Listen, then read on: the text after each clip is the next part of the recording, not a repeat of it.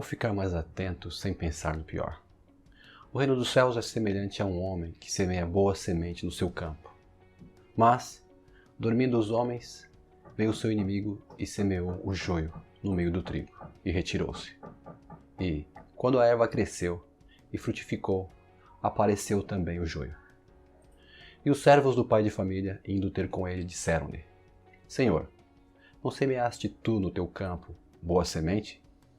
Por que tem, então, joio? E ele lhes disse: O inimigo é quem fez isto. E os servos lhes disseram: Queres, pois, que vamos arrancá-lo? Porém ele lhes disse: Não, para que ao colher o joio, não arranqueis também o trigo com ele. Deixai crescer ambos juntos até a ceifa. E por ocasião da ceifa, direi aos ceifeiros: Colhei primeiro o joio e atai-o em molhos para o queimar, mas o trigo, ajuntai-o no meu celeiro. Mateus 13, do 24 ao 30. Sabe o que eu acho legal nas parábolas? É que são histórias que não precisam ser provadas e nem discutidas. E têm o poder de nos levar a reflexões que nos revelam muitas verdades existentes sobre o mundo e sobre nós mesmos. Verdades que muitas vezes estão a nível inconsciente ou são situações tão automáticas que passam despercebidas.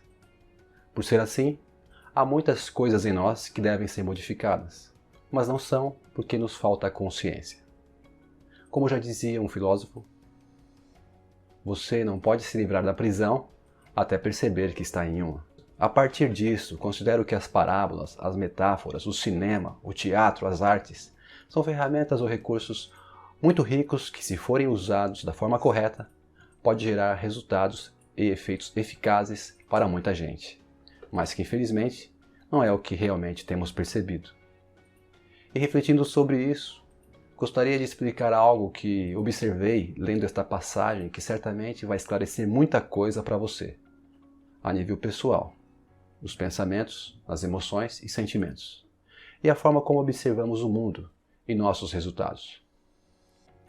Para trazer esta análise, vou usar uma metáfora sobre a metáfora de Cristo. Jesus começa dizendo que o reino dos céus é semelhante a um homem que semeia a boa semente no seu campo. O adjetivo de dois gêneros, semelhante, é o que anima esta parábola. Semelhante significa ser parecido. Muito bem. Mas, algo que sempre me chamou a minha atenção nesta parábola é que a palavra reino não compreende uma ação, e sim um substantivo que denota um estado de ser. Agora, o homem que semeia retrata uma ação. Jesus compara uma ação específica humana, que é o fazer, o realizar, o trabalhar, aquilo que é decorrente do verbo semear, a um estado mais alto, grandioso, sublime e glorioso, porém, sem dar ênfase na sua atividade. É como se observarmos humanos durante uma intensa semeadura e compararmos a alguém que apenas observa, que descansa, que assiste, mas que possui um sistema que funciona de forma autônoma e perfeita. O homem que semeia precisa ter recursos e características importantes. Primeiro, o propósito. Ele precisa saber por que planta. Segundo, a semente. Ele tem que saber o que planta. Terceiro, o solo fértil. Ele precisa saber como planta. E todo este mecanismo é parecido com o reino dos céus. Significa que todo o nosso exaustivo trabalho é semelhante ao reino dos céus, sem trabalho. Agora, eu quero trazer tudo isso para a nossa realidade. Não pense você que você só planta no físico, no visível e no perceptível. Na verdade, o visível e o perceptível só é a manifestação do que você já plantou.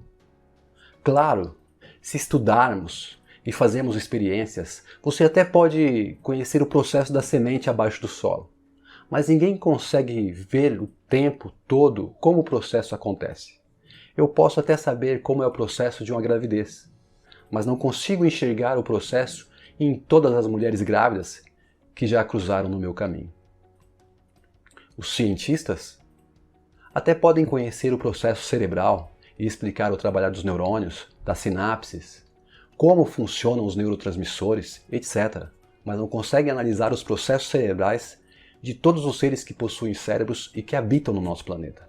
Podemos ter uma noção de tudo, mas não sabemos como de fato tudo acontece o tempo todo. Não conhecemos todas as falhas e nem como todos os processos regulares funcionam no seu percentual total. E isto nos revela o quanto somos vulneráveis.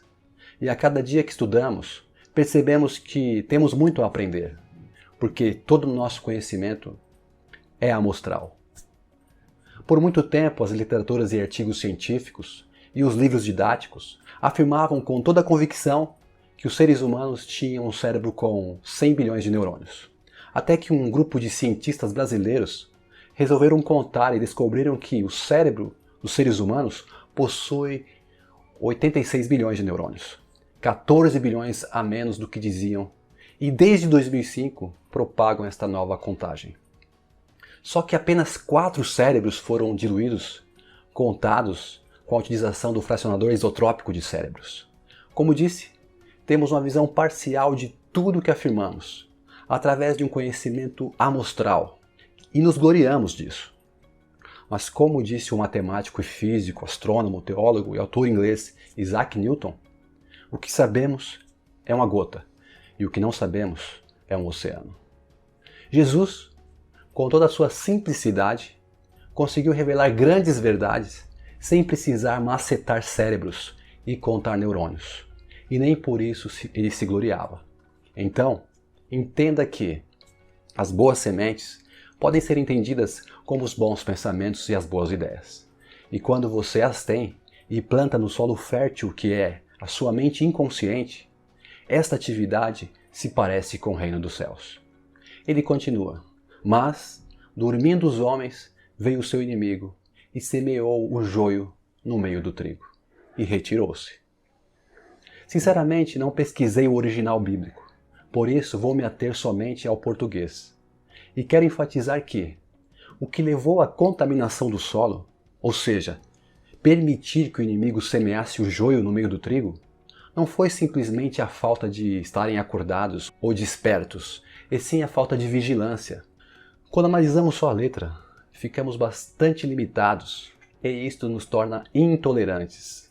Mas quando analisamos mais a fundo a simplicidade das Escrituras, podemos encontrar verdades profundas. A partir deste conceito e aplicando o modelo da parábola no nosso dia a dia, considerando que ideias e pensamentos são sementes, sabemos que maus pensamentos e ideias duvidosas não vêm até nós quando estamos literalmente dormindo, mas quando pensamos que estamos acordados. É aí que mora o perigo. Logo, mais importante que considerar simplesmente a palavra dormindo é se atentar para a forma nominal que caracteriza uma ação em andamento. Para este caso, no português, temos o gerúndio, que é a palavra que expressa a ação contínua. Dormindo é o gerúndio do verbo dormir. Com isso quero dizer que, se a sua ação contínua não deriva do verbo vigiar, você pode estar em apuros. E se você não está vigiando, você está dormindo, ainda que esteja aos olhos de todos acordado. Sua mente inconsciente é semelhante ao campo do homem que semeou boa semente, e neste campo todas as sementes plantadas germinavam, e o inimigo sabia disso. Então, ele sabia que se jogasse a semente do joio, o joio cresceria. Alguém sabe, mais do que você, que sua mente inconsciente é mais fértil do que até mesmo este campo. E o guardião da nossa mente inconsciente é a nossa mente consciente. Uma criança, por exemplo, não tem o filtro da consciência. Por este motivo, qualquer coisa que você ensinar para uma criança, ela aprende. É por isso que as Escrituras nos advertem a ensiná-las no caminho em que se deve andar. Provérbios 22, versículo 6. Quando você está ouvindo, assistindo, falando, dirigindo, andando, escrevendo, digitando, palestrando, pensando, em outros termos, executando uma programação inconsciente e automática, você pode não estar vigiando, ou guardando a sua mente inconsciente. E durante este momento, alguém pode sugerir ideias erradas, e elas serão lançadas na sua mente inconsciente. Se tais ideias te sensibilizar, te emocionar, levar você a uma grande expectativa, certamente elas vão se manifestar da melhor forma física que estiver disponível. Tuas ações e atitudes serão impensadas, e consequências serão vivenciadas. Pare por um momento e relembra de tanta coisa que você comprou, mas não precisava. De acordos ou contratos que foram assinados, dos quais você se arrependeu. De grandes ideias que, no fim das contas, foram um fiasco. Meu amigo e minha amiga que me assistem e que me ouvem agora, vigie. Não aceite tudo o que você assiste nos jornais, nos filmes, nas novelas, na igreja, no Facebook, no Instagram, no YouTube, ou de qualquer formador de opinião. Não pense que é verdade só porque foi um teólogo mais erudito que disse ou que foi um cientista mais renomado que afirmou. Não creia em tudo que você ouve. Analise mais e se empolgue menos. Analise até isto que estou te dizendo. Não sou dono da verdade, como ninguém é. Pare com a ideia de dar ouvidos só a quem você gosta. Evite ao máximo uma polarização. Ouça os dois lados, porque a intolerância é a incapacidade de se abrir a um novo conhecimento. Considere muito mais o prazer, o prestígio a longo do que a curto prazo, porque o prazer imediato é sempre decorrente de um processo falho, que contraria os bons costumes. Vivemos em um mundo dominado pelo egoísmo.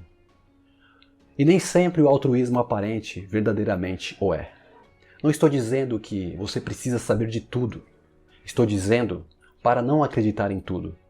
E isso não quer dizer que tenha que ser desconfiado e medroso. No entanto, que os teus passos sejam firmes e que façam uma análise segura. Disse Jesus: Eis que vos envio como ovelhas ao meio de lobos. Portanto, sede prudentes como as serpentes e inofensivos como as pombas. Mateus 10, versículo 16.